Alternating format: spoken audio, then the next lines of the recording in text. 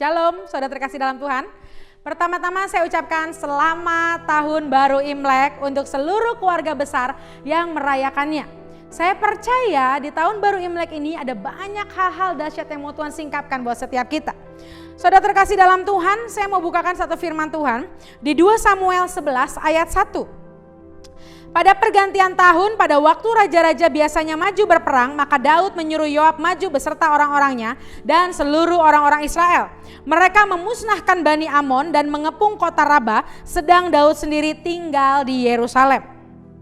Saudara terkasih dalam Tuhan, kalau kita baca lebih lanjut, perikop ini bercerita ketika Daud tidak ikut berperang dan akhirnya dia jatuh kepada Batseba.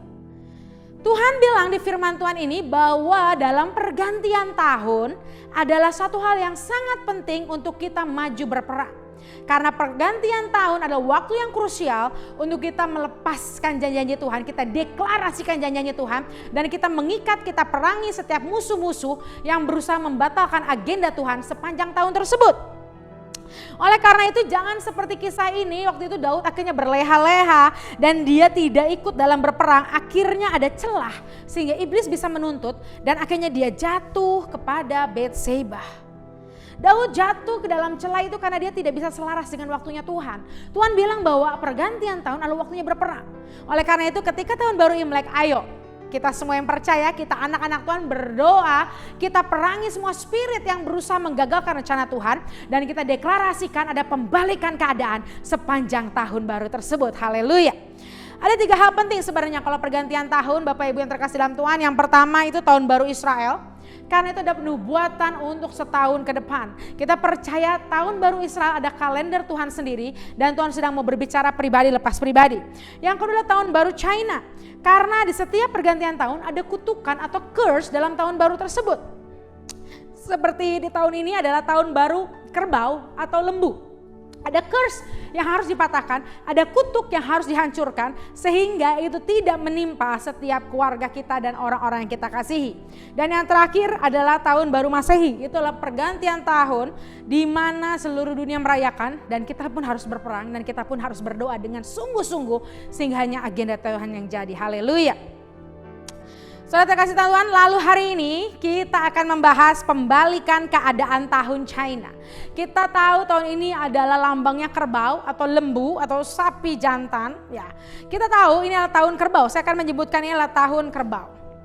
Saudara terkasih dalam Tuhan, kisah ini adalah bercerita bahwa waktu itu dalam suatu perlombaan, tikus itu harusnya posisi kedua, tapi tikus loncat ke atas kerbau atau lembu dan dia mengelabui daripada kerbau. Akhirnya dia yang menunggangi kerbau dan udah mau dekat, ketika sudah mau dekat ke garis finish, tikus itu loncat dan akhirnya yang juara 1 tikus, yang juara 2 kerbau. Hati-hati, banyak makna-makna yang harus kita doakan dan kita harus minta pembalikan keadaan daripada Tuhan. Yang pertama, hati-hati di tahun ini banyak orang yang mau memanfaatkan setiap anak-anak Tuhan. Oleh karena itu tahun ini minta sama Tuhan biar kita menambahkan kebijaksanaan dalam setiap kebaikan kita. Orang benar, kita dalam setiap kebaikan kita harus menambahkan kebijaksanaan. Mari kita minta roh hikmat, kita minta kebijaksanaan daripada Tuhan sehingga kebaikan kita tidak dimanfaatkan oleh orang-orang. Ada amin, saudara terkasih dalam Tuhan. Yang kedua, lembu atau kerbau memiliki 2 mental. Yang pertama mental korban dan juga ada mental persembahan. Jadi sapi atau kerbau lembu tersebut dia biasa itu untuk dikorbankan, tapi juga biasa untuk dipersembahkan kepada Tuhan. Bedanya dari kedua hal ini adalah mental daripada kerbau tersebut. Kalau mentalnya adalah mental korban, dia akan selalu self pity, dia akan selalu mengasihani diri. Duh, kenapa ya sial terus? Duh, kenapa ya jadi korban? Dia selalu memiliki pikiran bahwa dialah korban. Dia memandang segala situasi bahwa orang lain salah, dia yang selalu benar, dan dia menjadi korban dari setiap keadaan. Tetapi lembu yang mental persembahan, dia merasa apapun yang terjadi dalam hidupnya bukan sebuah kesialan, tapi sebuah kehormatan. Hidup dia bukan hidup yang sial, tapi hidup dalam kehormatan. Mari hari ini ayo kita buang mental korban, kita buang victim playing, kita perkatakan bahwa kita bukan victim tapi kitalah victor. Kita bukan korban tapi kita pemenang di dalam nama Tuhan Yesus. Yang ketiga, Lembu di Alkitab itu ada berbicara mengenai mimpi Firaun, di mana ada 7 lembu gemuk makan 7 lembu kurus. Artinya makna profetiknya di tahun lembu ini bahwa dunia akan memasuki 7 tahun kekeringan. Tapi kita percaya, kita berdoa bahwa orang benar akan masuk ke dalam 7 tahun kelimpahan. Hari ini kita bisa lihat nanti saham, nilai emas, dolar mungkin akan anjlok, akan turun. Tapi berdoa dan percaya anak-anak Tuhan akan terus naik dan tidak akan turun di dalam nama Tuhan Yesus. Selanjutnya yang keempat, lembu juga berbicara anak lembu emas. Saudara terkasih dalam Tuhan, ingat kisah ketika Musa naik ke Gunung Horeb. Waktu itu beliau naik 40 hari dan baru saja ditinggal 7 hari, hati daripada bangsa Israel sudah bergeser. Harun kompromi dan membuat anak lembu emas. Tuhan Yesus katakan, di tahun ini hati-hati jangan sampai ada dosa kompromi penyembahan berhala. Hati-hati jangan sampai hati kita bergeser. Hati-hati ketika muncul keraguan, muncul ketidakpercayaan kepada Tuhan, kepada pemimpin kita, kepada janji Tuhan. Hati-hati jangan sampai kita jatuh dalam dosa penyembahan berhala. Tetap setia dan jangan bergeser hati kita. Karena tahun integritas, kita harus percaya dan terus menantikan janji Tuhan terjadi atas setiap hidup kita. Haleluya. Yang kelima, lembu berbicara mengenai kisah Elisa. Saat itu Elisa menggunakan 12 pasang lembu. Saudara kasih ingat cerita itu? Waktu itu ketika dia sedang dengan lembu-lembunya, dia bertemu dengan Elia. Dan di saat itu dia meninggalkan lembunya dan dia mengikut Elia, menjadi anak rohani Elia. Dan akhirnya Elisa mendapat double portion dan dia menjadi nabi yang sangat luar biasa. Tuhan katakan di tahun ini adalah tahun double portion. Tuhan katakan di tahun kerbau ini adalah tahun perubahan takdir. Engkau yang tadinya mungkin hanya menggembalakan lembu, tapi nanti engkau akan Tuhan pakai menjadi nabi yang luar biasa. Mungkin kau hanya menjadi dari pengusaha biasa, Tuhan pakai kau menjadi pengusaha yang memberkati banyak orang, pengusaha yang membawa kabar keselamatan. Mungkin kau tadinya guru biasa, tapi Tuhan perlengkapi dengan dahsyat menjadi guru yang membawa pemulihan bagi generasi demi generasi di dalam nama Yesus. Oleh karena itu bersiap-siap tahun ini kitalah Elisa dan kita akan bertemu dengan Elia kita dan akan ada perubahan destiny dari setiap kita di dalam nama Tuhan Yesus. Yang keenam, lembu berbicara mengenai 4 wajah di Alkitab. 4 wajah tersebut ada anak manusia, raja wali, lembu dan singa. Dan lembu erat kaitannya dengan Injil Lukas. Sehingga Tuhan katakan tahun ini adalah tahun daripada Injil Lukas.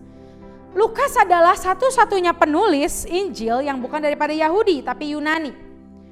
Dan ketika kita baca Lukas, hanya di Lukas yang terdapat kisah mengenai tentang orang Samaria. Tuhan berbicara dengan jelas di tahun ini Gentiles atau orang di luar Yahudi akan dilawat dan akan membawa kemuliaan kembali ke Israel. Dan percaya Indonesia akan Tuhan pakai. Tuhan berbicara dengan kuat, orang-orang di luar Israel akan Tuhan pakai, akan Tuhan lawat dan membawa kemuliaan Tuhan sampai ke Israel. Dan kita harus tahu juga bahwa Lukas adalah salah satu penulis daripada kisah para rasul. Artinya juga Tuhan katakan Tuhan lagi bangkitkan penutup daripada kisah para rasul. Apa artinya? Orang-orang yang akan melakukan tanda mujizat dan ajaib seperti yang rasul-rasul lakukan. Orang yang dipenuhi dengan karunia, urapan, integritas daripada Tuhan. Dan membawa Injil, membawa mujizat kemanapun mereka pergi di dalam nama Tuhan Yesus. Kita percaya apa yang dilakukan gereja mula-mula akan terjadi. Kita percaya bahwa ini waktunya revival akan terjadi. Kita tahu Lukas adalah seorang tabib atau dokter. Dan seorang budak Yunani. Dokter dan seorang budak Yunani.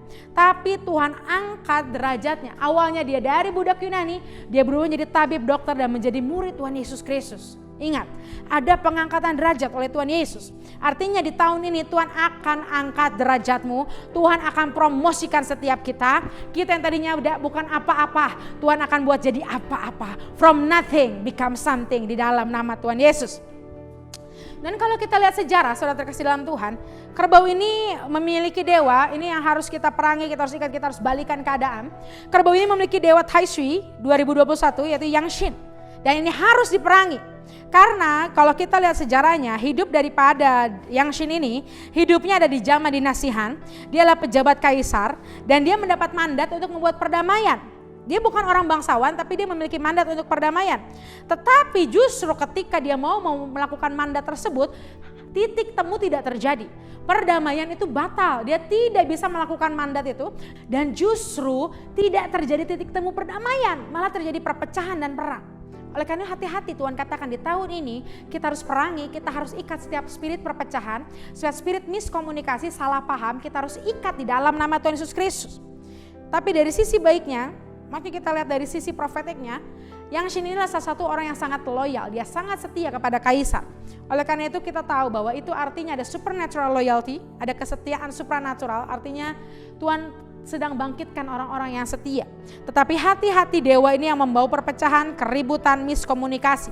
Kita harus perangi ini dan kita deklarasikan kedamaian, kita deklarasikan rekonsiliasi, kita deklarasikan kesatuan hati dan unity buat gereja Tuhan, buat keluarga demi keluarga, buat bangsa, kota dan demi kota di dalam nama Tuhan Yesus Kristus. Dan yang terakhir, tahun ini berbicara mengenai suku Efraim. Karena lambang daripada suku Efraim kalau kita buka di perjanjian lama, lambangnya adalah kerbau atau lembu. Dan Tuhan katakan Imlek tahun ini, di tahun baru Cina kali ini berbicara erat mengenai Efraim. Apa artinya? Apa arti profetik daripada Efraim? Yang pertama, Efraim artinya I'm fruitful in the dry land. Tuhan katakan Efraim akan terus berbuah walaupun di tengah tanah yang kering, walaupun di tengah tanah yang tandus. Artinya saudara-saudara terkasih dalam Tuhan, walau dunia mengalami kekeringan, dunia mengalami yang tandus, kita anak-anak Tuhan akan berbuah-buah. Bukan hanya berkat-berkat jasmani, tapi berkat-berkat rohani, bahkan karakter kita akan berbuah-buah di dalam nama Tuhan Yesus. Yang kedua, Efraim adalah suku terkecil, tapi Tuhan angkat menjadi yang besar. Dari yang terkecil menjadi yang besar, dari yang hina menjadi mulia. Artinya jangan kau merasa kau kecil, kau merasa hina, kau merasa gak layak. Percaya Tuhan akan angkat orang-orang seperti itu. Tuhan akan bangkitkan derajat orang-orang seperti itu di dalam nama Tuhan Yesus Kristus. Dan yang ketiga, Efraim adalah anak kesukaan. Ini sangat terkenal saudara terkasih dalam Tuhan. Ada anak kesayangan, ada anak kesukaan. Bapak bisa baca nanti di Yeremia 31 ayat 20. Saya mau katakan bahwa di tahun ini ada favor of God yang luar biasa. Ada perkenanan Tuhan yang luar biasa buat setiap kita. Sehingga kita menjadi bukan hanya anak kesayangan, tapi kita menjadi anak-anak kesukaan. Kita disayang dan kita disukai oleh Tuhan. Ada amin saudara terkasih dalam Tuhan. Dan yang terakhir, yang keempat, ada dua hal yang luar biasa mengenai suku Efraim. Yaitu hakim pertama bangsa Israel yaitu Yosua, dia adalah suku Efraim. Dan juga hakim terakhir yaitu Samuel adalah suku Efraim, diawali oleh Efraim, diakhiri oleh Efraim. Yosua yang membawa orang Israel masuk ke tanah perjanjian, Samuel yang mentahbiskan raja pertama untuk orang Israel. Saudara terkasih dalam Tuhan, saya percaya tidak ada suatu pun yang kebetulan. Artinya Tuhan sedang bilang, Tuhan sedang bangkitkan generasi penuntas.